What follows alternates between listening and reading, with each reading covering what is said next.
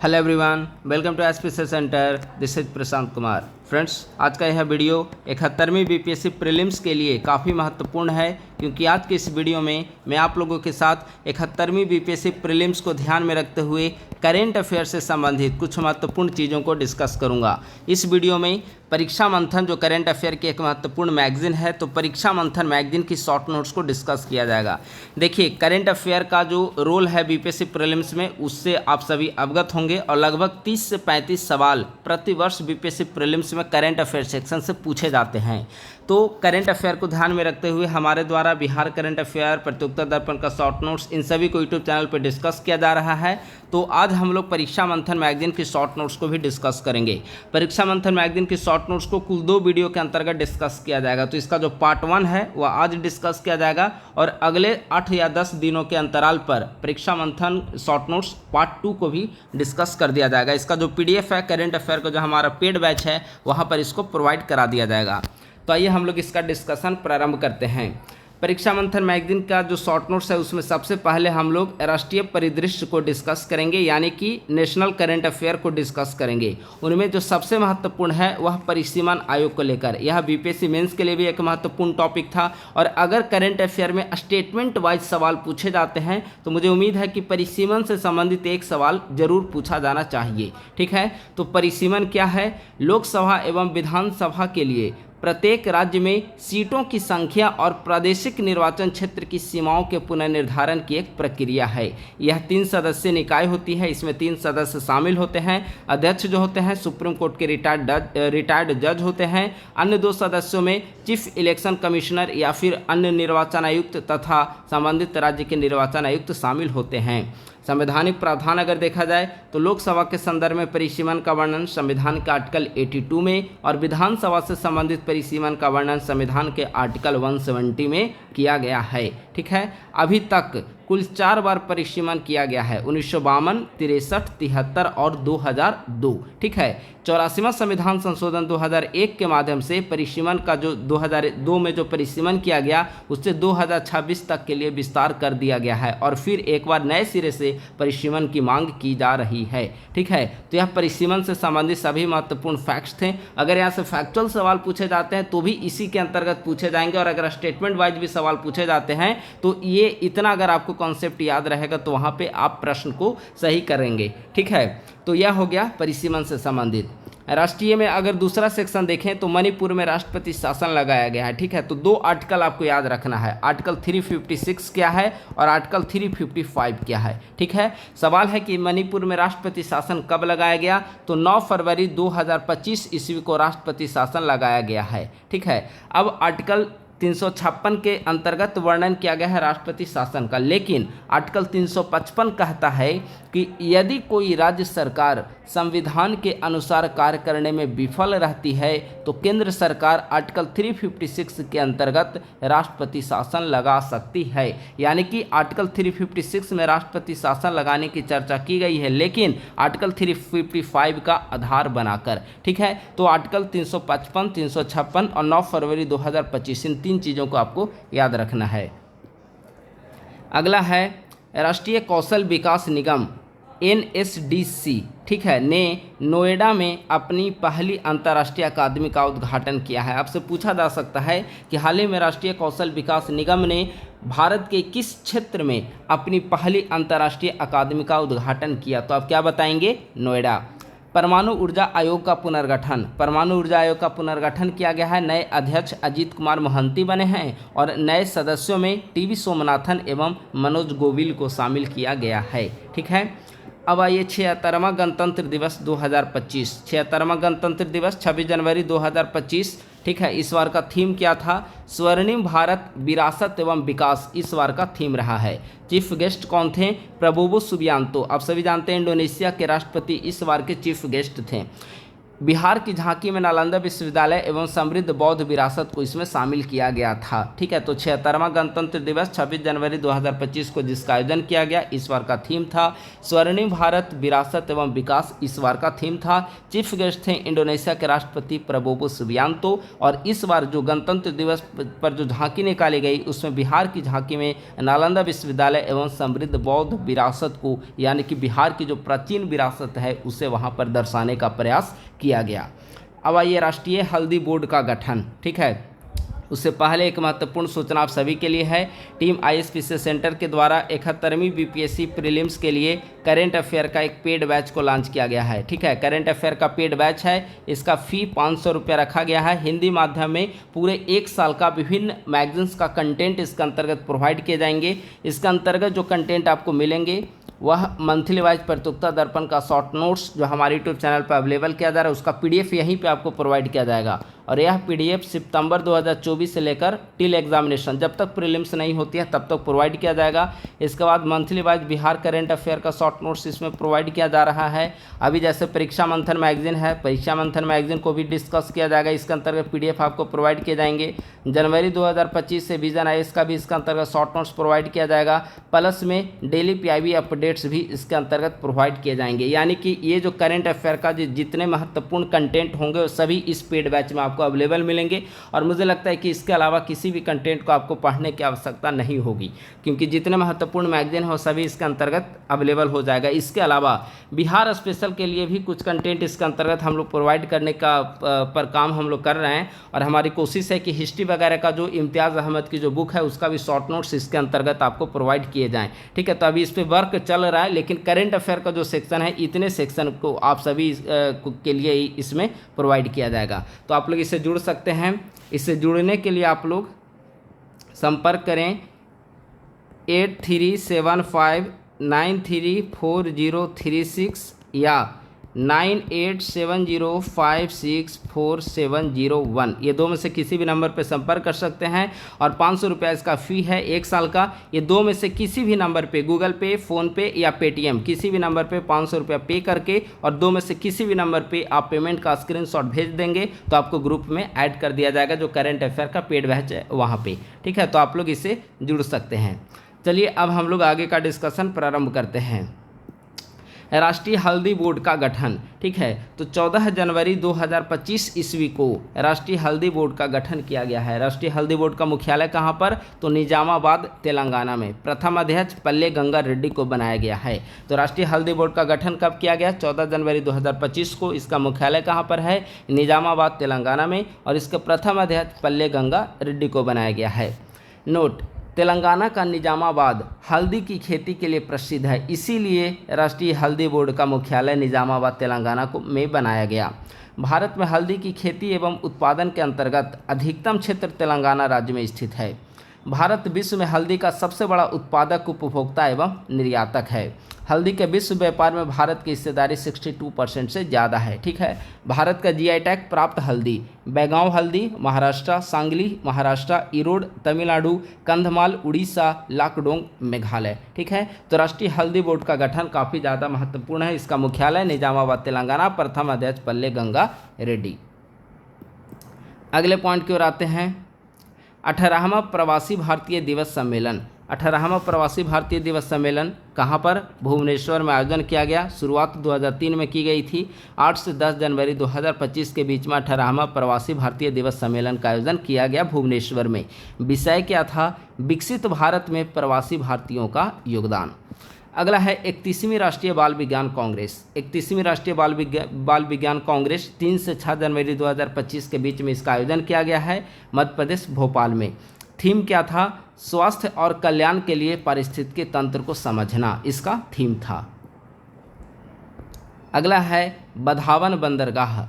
अक्टूबर 2024 में prime minister ने महाराष्ट्र के पालघर में इसकी आधारशिला रखी है। लागत 76,000 करोड़ और देश का 13वां बड़ा बंदरगाह है। देश का पहला जेन बीटा बच्चा, काफ़ी महत्वपूर्ण है। जेन अल्फ़ा, जेन बीटा, जेन गामा, इसे आपको याद करना होगा वर्ड के रूप में। हो सकता है वहाँ पर पूछ लिया जाए कि निम्नलिखित में से जेन बीटा से संबंधित है। ठीक है, इस तरह का सवाल पूछा जा सकता है। तो जेन बीटा का मतलब हो गया कि 1 जनवरी 2025 ईस्वी से 2039 ईस्वी के बीच में जन्म लेने वाला बच्चा जो होगा वह जेन बीटा के नाम से जाना जाएगा।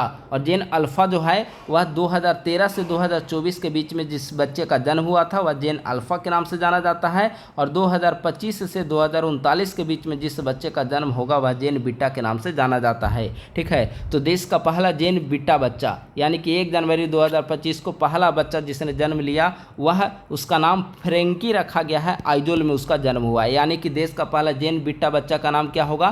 फ्रेंकी। इसका जन्म कहाँ पर हुआ? आइजोल में। जो जेन बीटा बच्चा होगा वह यह पीढ़ी अपनी स्मार्टनेस, तकनीकी समझ और आधुनिक दृष्टिकोण के लिए जानी जाएगी।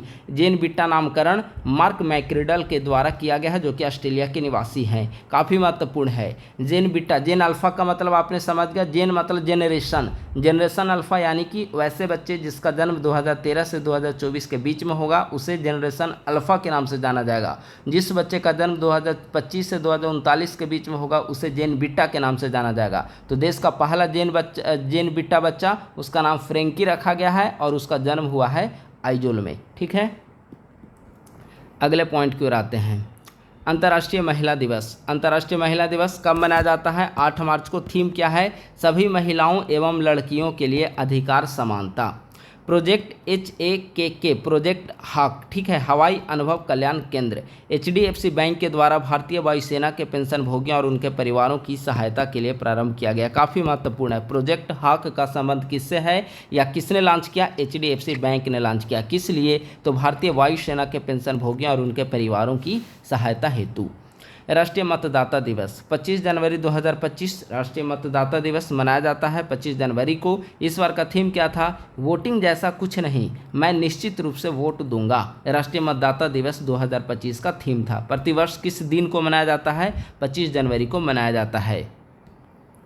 दुनिया का सबसे बड़ा डाटा सेंटर। दुनिया का सबसे बड़ा डाटा सेंटर रिलायंस इंडस्ट्रीज़ के द्वारा जामनगर गुजरात में स्थापित किया गया है। असम सरकार ने डिब्रूगढ़ को असम की दूसरी राजधानी घोषित किया है। असम की राजधानी कहाँ पर है? दिसपुर। और दूसरी राजधानी असम सरकार ने डिब्रूगढ़ को घोषित किया है। Aero India 2025, Aero India 2025 Yelahanka station Bengaluru में इसका आयोजन किया गया। थीम क्या है? The runway to a billion opportunities. इस बार का थीम है एरो इंडिया 2025 का। स्टेशन का नाम आप लोग याद रखेंगे, वहाँ से सवाल पूछा जाता है। ठीक है, हाल ही में किस राज्य सरकार ने गुटखा और निकोटीन एवं तंबाकू युक्त पान मसाला के उत्पादन, वितरण, बिक्री और भंडारण पर पूर्ण प्रतिबंध लगाया है? तो झारखंड सरकार के द्वारा पूर्ण प्रतिबंध लगाया गया है। हाल ही में किस मंत्रालय के द्वारा वाटरशेड यात्रा का शुभारंभ किया गया? तो वाटरशेड यात्रा का शुभारंभ ग्रामीण विकास मंत्रालय के द्वारा किया गया है। यह अभियान प्रधानमंत्री कृषि सिंचाई योजना के अंतर्गत प्रारंभ की गई है। ठीक है, तो राष्ट्रीय सेक्शन इतने महत्वपूर्ण थे। अब आइए अंतर्राष्ट्रीय सेक्शन। अगर आप लोग नए हैं तो हमारे यूट्यूब चैनल को सब्सक्राइब कर लेंगे और हमारे टेलीग्राम ग्रुप @ISPC सेंटर को भी आप लोग ज्वाइन कर लेंगे। अब हम लोग अंतर्राष्ट्रीय को देखते हैं। अंतर्राष्ट्रीय अगर देखा जाए तो पहला पॉइंट है, हाल ही में किस देश ने भारत से GSP यानी कि जनरलाइज्ड सिस्टम ऑफ प्रेफरेंस के लाभार्थी का दर्जा वापस ले लिया है? तो हाल ही में अमेरिका ने भारत से GSP के लाभार्थी का दर्जा वापस ले लिया है। GSP के अंतर्गत USA विकासशील देशों में आर्थिक प्रगति के लिए अपने यहाँ बिना शुल्क लिए सामानों का आयात करता है। इस कार्यक्रम के तहत भारत को $5.6 अरब के निर्यात पर छूट मिलती थी। ठीक है, यानी कि काफ़ी महत्वपूर्ण है। GSP का पूरा नाम आप लोग याद रखेंगे, full form generalised system of preference. किस देश ने भारत से GSP के लाभार्थी का दर्जा वापस लिया है? USA। अब सवाल है कि GSP क्या था? तो GSP के तहत USA विकासशील देशों में आर्थिक प्रगति के लिए अपने यहाँ बिना शुल्क लिए सामानों का आयात करता है, यानी कि भारत से $5.6 अरब का जो सामान है अमेरिका बिना किसी शुल्क के वहाँ पर निर्यात किया जाता था, यानी कि आयात शुल्क भारत को अमेरिका में नहीं देना पड़ता था। ठीक है, चलिए अगला सवाल। किस देश ने ड्रीम ऑफ द डेजर्ट नाम से अपनी पहली लग्जरी ट्रेन की शुरुआत की है? तो सऊदी अरब ने ड्रीम ऑफ द डेजर्ट नाम से अपनी पहली लग्जरी ट्रेन की शुरुआत की है। हाल ही में चीन ने किस नदी पर दुनिया का सबसे बड़ा बांध बनाने की घोषणा की है? तो चीन ने ब्रह्मपुत्रा नदी पर दुनिया का सबसे बड़ा बांध बनाने की घोषणा की है। 27वीं अंतर्राष्ट्रीय कांच कांग्रेस। 27वीं अंतर्राष्ट्रीय कांच कांग्रेस कहाँ पर? कलकत्ता में 20 से 24 जनवरी 2025 के बीच में, जिसका उद्घाटन डॉक्टर जितेंद्र सिंह के द्वारा किया गया। तो आपसे सवाल पूछा जा सकता है कि हाल ही में 27वीं अंतर्राष्ट्रीय कांच कांग्रेस का आयोजन कहाँ पर किया गया? तो कलकत्ता में 20 से 24 जनवरी 2025 के बीच में। हाल ही में किस देश ने बाल्ड ईगल को अपना राष्ट्रीय पक्षी घोषित किया है? तो यूएसए ने बाल्ड ईगल को अपना राष्ट्रीय पक्षी घोषित किया है। अंतर्राष्ट्रीय पश्मीना महोत्सव 2025 का आयोजन कहाँ पर किया गया? बहुत महत्वपूर्ण सवाल है। अंतर्राष्ट्रीय पश्मीना महोत्सव 2025 इसका आयोजन नेपाल में किया गया है। हाल ही में किस देश में जाफर एक्सप्रेस ट्रेन हाईजैक की घटना घटित हुई है? आप सभी जानते हैं पाकिस्तान के बलूचिस्तान बोलन दर्रा के पास। ठीक है, आप लोग इसे याद रखिए, बोलन दर्रा कहाँ पर स्थित है, पूछा जा सकता है। ठीक है, चूंकि चर्चित में आप प्लेस रहा है। तो पाकिस्तान में के बलूचिस्तान में जाफर एक्सप्रेस ट्रेन हाईजैक की घटना घटित हुई है। हाल ही में चर्चा में रहा ऑपरेशन स्काई शील्ड क्या है? ऑपरेशन स्काई शील्ड ईयू के द्वारा यूक्रेन को सैन्य सहायता देने के उद्देश्य से प्रारंभ किया गया है। तो ऑपरेशन स्काई शील्ड का जो संबंध है वह रशिया यूक्रेन वार से है। इसके अंतर्गत ईयू के द्वारा यूक्रेन को सैन्य सहायता प्रदान की जा रही है। मिशन 300 काफ़ी चर्चा में रहा है। मिशन 300 का संबंध किससे है? तो मिशन 300 जो है वह इसकी शुरुआत विश्व बैंक एवं अफ्रीकी विकास बैंक के द्वारा प्रारंभ की गई है। 2030 तक उप सहारा अफ्रीका के 300 मिलियन लोगों तक बिजली पहुंचाने के उद्देश्य से विश्व बैंक, वर्ल्ड बैंक एवं अफ्रीकी डेवलपमेंट बैंक के द्वारा मिशन 300 को प्रारंभ किया गया। अंतर्राष्ट्रीय समुद्री नौवहन सहायता संगठन, अंतर्राष्ट्रीय समुद्री नौवहन सहायता संगठन इसकी पहली आम सभा का आयोजन सिंगापुर में किया गया है, जिसमें भारत को उपाध्यक्ष चुना गया। अंतर्राष्ट्रीय समुद्री नौवहन सहायता संगठन इसकी स्थापना 1957 ईस्वी में की गई थी। ठीक है, तो सवाल पूछा जा सकता है कि हाल ही में अंतर्राष्ट्रीय समुद्री नौवहन सहायता संगठन की पहली आम सभा का आयोजन कहाँ पे किया गया? तो आप बताएंगे सिंगापुर में। इसमें उपाध्यक्ष किसे बनाया गया? तो भारत को उपाध्यक्ष बनाया गया है। हालांकि सितंबर 2025 में की अंतर्राष्ट्रीय समुद्री नौवहन सहायता संगठन की बैठक मुंबई में आयोजित की जाएगी। यानी पहली आम सभा का आयोजन सिंगापुर में हुआ और सितंबर 2025 में इसकी बैठक कहां पर आयोजित की जाएगी? मुंबई में। अगले पॉइंट की ओर हम लोग आते हैं। हाल ही में दिसंबर 2024 में त्रिनिदाद एवं टोबैको ने देश में सामूहिक हिंसा में वृद्धि के कारण आपातकाल घोषित किया है। सवाल पूछा जा सकता है कि हाल ही में किस देश ने सामूहिक हिंसा में वृद्धि के पश्चात अपने देश में आपातकाल की घोषणा की? तो आप क्या बताएंगे? त्रिनिदाद एवं टोबैको ने। त्रिनिदाद और टोबैको भारत के यूपीआई प्लेटफॉर्म को अपनाने वाला पहला कैरिबियाई देश है। काफ़ी महत्वपूर्ण सवाल है। भारत की यूपीआई को अपनाने वाला पहला कैरिबियाई देश कौन सा है? तो त्रिनिदाद और टोबैको। भारत ने वर्ष 2025 में 5 से 9 फरवरी के बीच नई दिल्ली में पहली बार विश्व ऑडियो विजुअल इंटरटेनमेंट शिखर सम्मेलन की मेज़बानी की। बहुत महत्वपूर्ण सवाल है। नई दिल्ली में इसका आयोजन किया गया है विश्व ऑडियो विजुअल इंटरटेनमेंट शिखर सम्मेलन यानी कि वेब्स। कब? 5 से 9 फरवरी के बीच में। हाल ही में रोमानिया और बुल्गारिया यूरोपीय संघ के शेंगेन क्षेत्र के पूर्ण सदस्य बने हैं। यह भी काफ़ी महत्वपूर्ण सवाल है। ठीक है, शेंगेन क्षेत्र के पूर्ण सदस्य रोमानिया और बुल्गारिया ईयू के बने हैं। अभी शेंगेन क्षेत्र टोटल अभी 29 इसमें शामिल हैं। ठीक है, यह शेंगेन क्षेत्र जो है वह यूरोप का पासपोर्ट मुक्त क्षेत्र माना जाता है, जिसमें हाल ही में रोमानिया और बुल्गारिया भी शामिल हुआ और इसको मिलाकर वर्तमान समय में शेंगेन क्षेत्र में शामिल देशों की संख्या है 29। हाल ही में चर्चा में रहा बेन गुरियन नहर परियोजना क्या है? बेन गुरियन नहर परियोजना इजराइल के द्वारा स्वेज नहर के विकल्प के रूप में बेन गुरियन नहर परियोजना का विकास किया गया है। इसकी कुल लंबाई 160 मील है। यह स्वेज नहर को दरकिनार करते हुए भूमध्य सागर को अकावा की खाड़ी से जोड़ेगा। ठीक है, यह इजराइल के द्वारा विकसित किया जा रहा है स्वेज नहर के विकल्प के रूप में। चूँकि आप जानते हैं कि स्वेज नहर वाला जो क्षेत्र है काफ़ी इजराइल के लिए क्रिटिकल होते जा रहा है, तो एक उसके विकल्प के रूप में बेन गुरियन नहर परियोजना इसके द्वारा निर्मित किया जा रहा है, ताकि स्वेज नहर के बजाय हम भूमध्य सागर को डायरेक्ट या अकावा की खाड़ी से जोड़ेगी और उसके जरिए ट्रेड को संपन्न किया जा सके। ठीक है, तो बेन गुरियन नहर परियोजना काफ़ी अधिक महत्वपूर्ण है। इसका ज्योग्राफिकल लोकेशन भी आप लोग देख लेंगे। 1 जनवरी 2025 से किस देश ने बुर्का पर प्रतिबंध की घोषणा की है? तो इसका आंसर हो जाएगा स्विट्जरलैंड। जनवरी 2025 में इंडोनेशिया ब्रिक्स का 10वां सदस्य देश के रूप में शामिल हुआ है।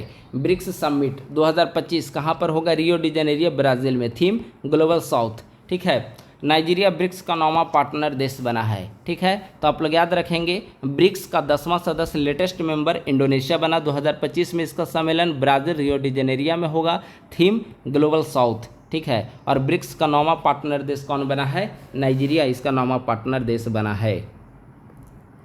अब आइए 8वां हिंद महासागर सम्मेलन 2025। 8वां हिंद महासागर सम्मेलन, देखिए हिंद महासागर सम्मेलन जो है इसकी शुरुआत 2006 में सिंगापुर से हुई थी, ठीक है। तो 8वां हिंद महासागर सम्मेलन 16 से 17 फरवरी 2025 के बीच में मस्कट ओमान में किया गया, ठीक है। इसका थीम क्या था? समुद्री साझेदार के नवीन क्षितिज की यात्रा। तो 8वां हिंद महासागर सम्मेलन 2025 कहाँ पर किया गया? ओमान मस्कट में। थीम समुद्री साझेदार के नवीन क्षितिज की यात्रा। फरवरी 2025 में पनामा ने आधिकारिक तौर पर BRI से बाहर होने की घोषणा की है। हाल ही में किस देश ने चाइना की BRI से बाहर होने की घोषणा की? तो आप क्या बताएंगे? पनामा। ईरान के द्वारा अपनी राजधानी तेहरान से मकरान स्थानांतरित करने की घोषणा की है। मकरान बलूचिस्तान पठार का एक हिस्सा है जो पाकिस्तान और ईरान के बीच में स्थित है। तो ईरान के द्वारा अपनी राजधानी तेहरान से अब मकरान स्थानांतरित करने की घोषणा की गई है। हाल ही में नाइजर, माली एवं बुर्किना फासो ने औपचारिक रूप से ECOWAS से खुद को अलग कर लिया है। अब सवाल है कि ECOWAS क्या है? तो इसका फुल फॉर्म है economic community of West African states, यानी कि इकोनॉमिक जो वेस्ट अफ्रीकन स्टेट्स हैं उनका जो आर्थिक संगठन है उससे नाइजर, माली एवं बुर्किना फासो ने स्वयं को अलग कर लिया है। तो ECOWAS economic community of West African states की स्थापना 1975 ईस्वी में की गई थी। इसका मुख्यालय अबूजा नाइजीरिया में स्थित है। तो किन 3 देशों ने बाहर होने की घोषणा की? नाइजर, माली और बुर्किना फासो।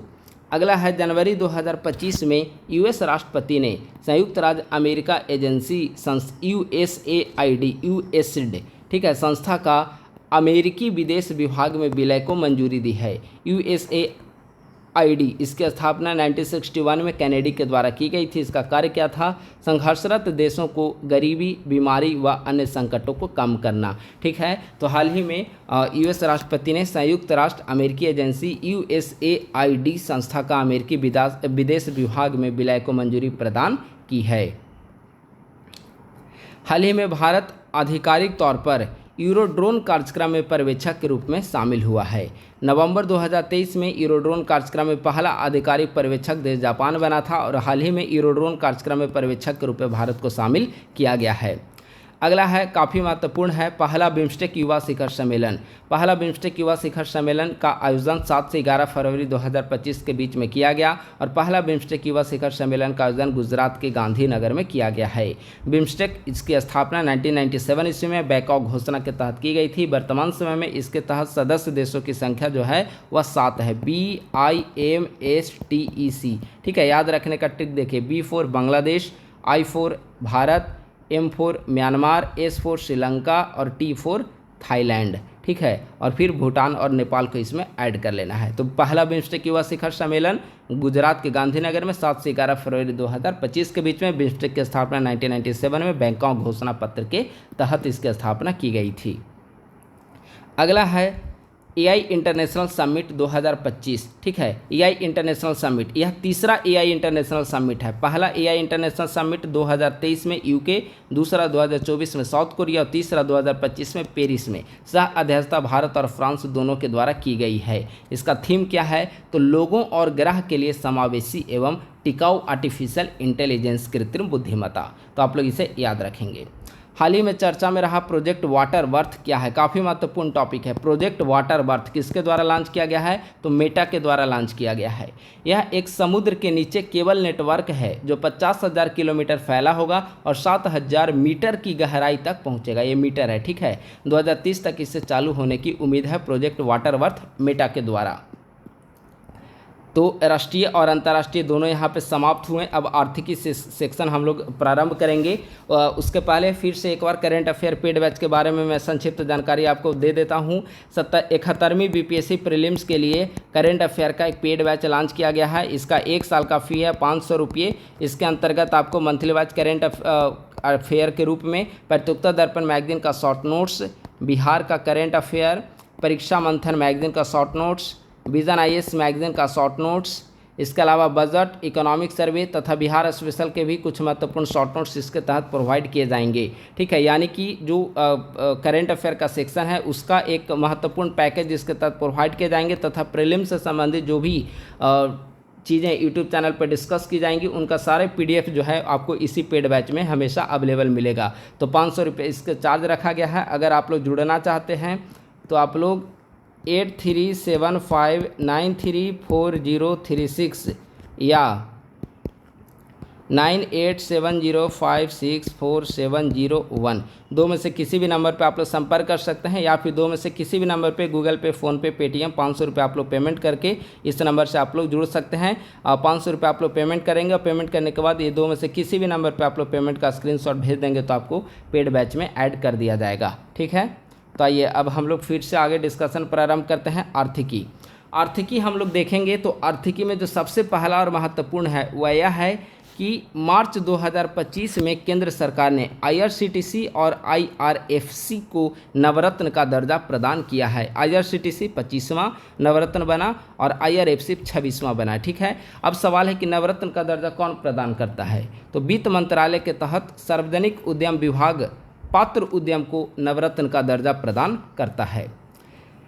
केंद्र सरकार के द्वारा एनटीटी लॉकर नामक एक नया डिजिटल प्लेटफॉर्म प्रस्तुत किया गया है जिसका उद्देश्य व्यावसायिक एवं संगठनात्मक दस्तावेजों के प्रबंधन व सत्यापन को सुव्यवस्थित करना है। ठीक है, किसके द्वारा डेवलप किया गया है एनटीटी लॉकर? तो IT मिनिस्ट्री प्लस राष्ट्रीय ई-कॉमर्स प्रभाग के द्वारा विकसित किया गया है।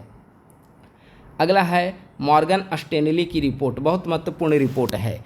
मॉर्गन स्टैनली की जो रिपोर्ट है उसमें कहा गया है कि 2028 तक भारत दुनिया की तीसरी सबसे बड़ी अर्थव्यवस्था वाला देश होगा। अभी हाल ही में भारत दुनिया की चौथी सबसे बड़ी अर्थव्यवस्था वाला देश बना है। ठीक है, लेकिन मॉर्गन स्टैनली की रिपोर्ट के अनुसार 2028 तक हम तीसरे नंबर पर चले आएंगे। अर्थव्यवस्था का आकार 2026 में $4.7 ट्रिलियन का आकार होगा हमारी अर्थव्यवस्था का, और 2028 तक यह बढ़कर $5.7 ट्रिलियन हो जाएगा। ठीक है, डिजिटल लेन देन में कौन से राज्य देश में नंबर 1 पर है? तो डिजिटल लेन देन में यूपी देश में नंबर 1 पर है। हाल ही में सेल को ग्रेट प्लेस टू वर्क का दर्जा दिया गया। सेल क्या है? तो steel authority of India limited. इसका स्थापना 19 जनवरी 1954 ईस्वी को की गई थी। वर्तमान समय में इसका मुख्यालय कहाँ पर है? दिल्ली में। रक्षा क्षेत्र में सबसे महत्वपूर्ण जो है सौर वेदनम उत्सव, हमने PD के तहत भी इसे डिस्कस किया है। सौर वेदनम उत्सव 7 से 8 मार्च को इसका आयोजन किया गया। मोतिहारी में पहली बार इसका आयोजन किया गया। सौर वेदनम उत्सव का आयोजन मोतिहारी में। ठीक है, इसका उद्देश्य क्या है? तो भारतीय सेना, इंडियन आर्मी, इंडियन नेवी और एयरफोर्स, इन तीनों की सैन्य शक्ति का प्रदर्शन करना। हाल ही में भारत ने अपने portable air defence system VSHORADS का चांदीपुर उड़ीसा में सफल परीक्षण किया है। इसका पूरा नाम क्या है? तो very short range air defence missile system. अगला है एरो इंडिया 2025, 15वां एरो इंडिया 2025। इसका आयोजन 10 से 14 फरवरी 2025 के बीच में किया गया है बेंगलुरु के येलहंका एयरफोर्स स्टेशन पे। इसका थीम क्या है? Futuristic aerospace technology design validation में चुनौतियाँ। रक्षा मंत्रालय ने वर्ष 2025 को रक्षा सुधार वर्ष घोषित किया है। ठीक है, आप लोग याद रखेंगे रक्षा मंत्रालय ने वर्ष 2025 को किस रूप में मनाने का निर्णय लिया है? रक्षा सुधार वर्ष। अगला है भार्गवास्त्र, काफ़ी न्यूज़ में रहा है, जल्दी में काफ़ी चर्चा में रहा है भार्गवास्त्र।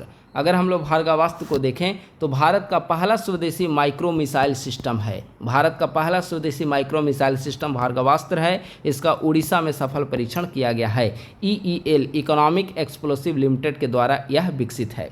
विभिन्न युद्धाभ्यास देखें तो अभ्यास खंजर भारत प्लस किर्गिस्तान के बीच में युद्धाभ्यास का आयोजन किया जाता है। हाल ही में इसका आयोजन किर्गिस्तान में किया गया है। अभ्यास सी ड्रैगन बहुपक्षीय नौसैनिक सैन्य अभ्यास है जिसका आयोजन हाल ही में गुआम तट पश्चिमी प्रशांत महासागर में किया गया है।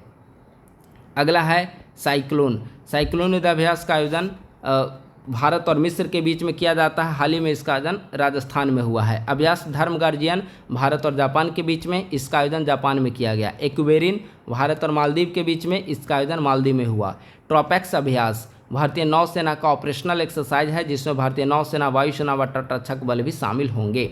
सूर्य किरण भारत और नेपाल के बीच में, इसका आयोजन नेपाल में किया गया। और विंग्ड रेडर्स, ये काफ़ी इंपॉर्टेंट है, विंग्ड रेडर्स, इसका आयोजन पूर्वी कमान में किया गया है भारतीय थल सेना और वायुसेना के बीच में। ठीक है, तो इस प्रकार से प्रमुख युद्धाभ्यास भी समाप्त हुए। तो हमने आज के इस वीडियो में परीक्षा मंथन सीरीज के तहत हमने 4 सेक्शन को डिस्कस किया। बाकी जो सेक्शन होंगे जो आज डिस्कस किया गया उसमें राष्ट्रीय, अंतर्राष्ट्रीय, रक्षा और आर्थिकीय 4 सेक्शन डिस्कस किए गए हैं।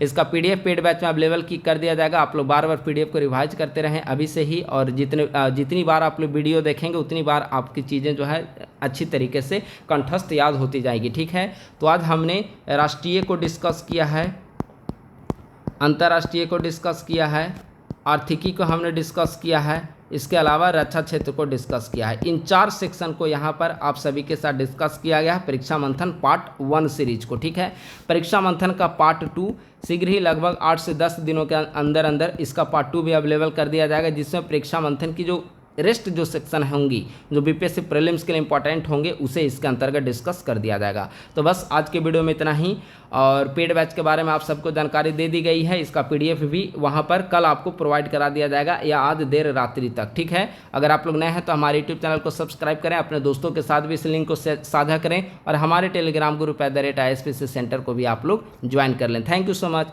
बहुत बहुत धन्यवाद।